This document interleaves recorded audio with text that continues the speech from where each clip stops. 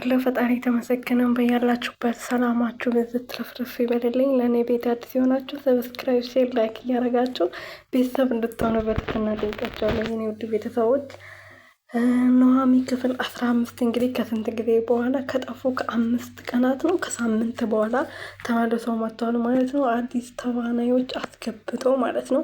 አዲስ ተዋናዮቹ ደግሞ ይመቻሉ፣ ደስ ይላሉ ማለት ነው። እና ኑሃሚና ሄርሚዬ እንግዲህ በፍቅር ቅልጥ ብሏል። የኑሃሚዬ አባት በመጨረሻ ማግኘት የነበረበትን ሕክምና እስከዛሬ እንግዲህ የዘገየው ብር ባለመኖሩ ነበረ ሕክምና እስካሁን ድረስ የዘገየው ማለት ነው።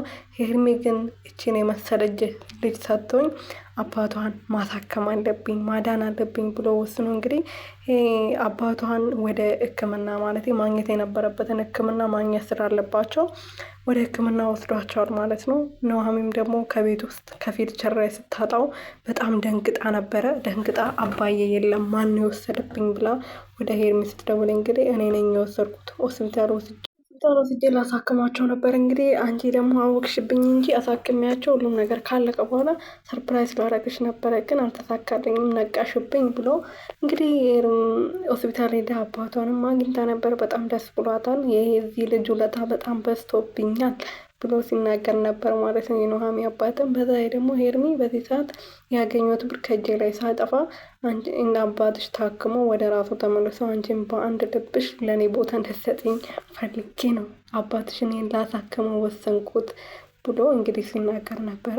በዛ ደግሞ እኔ በዚህ ሰዓት ሽማግሌ ልክ ነበር። አባትሽ ግን እንደዚህ ሆኖ ሽማግሌ መላክ በጣም ስለሚከብድ ሽማግሌ ሳልክ በፊት የአባትሽ ጤና ይቀድማል ብዬ ለአባትሽ ጤና ወይም ደግሞ ሕክምና ዋልኩት ብሩን ለሽማግሌ ለመላክ ያሰብኩትን ብሎ ሲናገር ነበር ማለት ነው። ምክንያቱም ክፍል 14 ላይ ላገባሽ እፈልጋለሁ በክብር በወጉ ላገባሽ እፈልጋለሁ ሽማግሌ ልላክ ልክ ስላት ነበር ድራማው ያለቀው ማለት ነው። እና ግን ሽማግሌ ብልክ ይሻል ነበረ።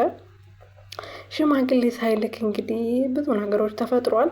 ወይዘሮ ገነት እንግዲህ ተመልሳ ኑሃሚ ያለችበትን ቤት አውቃ እሷ ቤት መታ እኔ የምበላውን ነገር የምጠጣው ነገር አጥቻለሁ፣ ለ2 ቀን ጎዳና ላይ ነበርኩ፣ ልጄም ጥላኝ ጠፍታለች፣ የት እንደገባች ልጄ አላውቅም። ስለዚህ እኔ ጎዳና ላይ ወጥቻለሁ፣ የምበላውን አጥቻለሁ። ስለዚህ ቢያንስ እባክሽ እዚህ ቤት ውስጥ እየኖርሽ እኔን የምበላው ነገር አታሳጭኝ፣ ቢያንስ ሰራተኛሽ ሆኜ ራሱ ለስራ ብላ እግሯ ላይ ወርቃ ስትለምናት ነበረ። ኑሃሚ ማውን ታታላ እንግዲህ እውነት ያዘነች ወይም ደግሞ እውነት የተጎዳች መስሏት እውነት ልቧ የራራ መስሏት ወይም ደግሞ እስከዛሬ ስታጠፋዊ ነገር የነበረው ጥፋት የገባት መስሏት እንግዲህ እግሯ ላይ ስትደፋ ስታለቅስ እሷም እናት ስለነበራት በእናት ስለማይጨክን አዝና ይቅርታ አድርጋላት ወይም ደግሞ ይቅርታ ባታረግለትም ችግር የለውም ኑሪ ብላት ነበር ማለት ነው። ሄርሚ ግን የኤርሚያስ ቤት ስለሆነ ሄርሚ አይሆንም እዚህ ቤት ውስጥ ልትኖሪያችም፣ ምክንያቱም አሁን ተሰጥተሽ ሳይሆን ኑሃሚን ለመጉዳት ነው ወደዚህ ቤት የመጣሽው፣ ስለዚህ ከዚህ ቤት ግዴታ መውጣት አለባት ብሎ ነበረ። ግን እንደዛውን ተናግራ አሳምና ቆይታ ነበረ። ከዛ በኋላ እንግዲህ ኤርሚያስ እኔ ከዚህ በላይ ያንቺን እንትን እያየው መኖር አልችልም፣ እንደ ኑሃሚ አልችልም ብሎ እንግዲህ ብር ሰጥቷት ከቤት እንድትወጣ አድርጓታል ማለት ነው።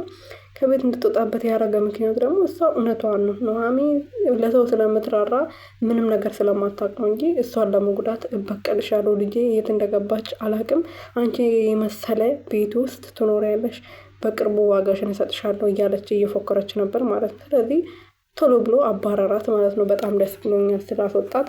በተለይ ደግሞ አዲስ ተዋናይ ይገባሉ፣ አዲስ ተዋናዮች ጨምረንበት እንመጣላቸዋለን ብሎ ትናንት ፖስት ባረጉት መሰረት እንግዲህ ዛሬ አዲስ ተዋናይ ያስገብተዋል። ሳሚ ቤዛ ላይ የምታውቁት አርቲስት ነው፣ ኑሃሚ ይባላል። እንግዲህ በጣም አሪፍ ፊልም ይመስለኛል።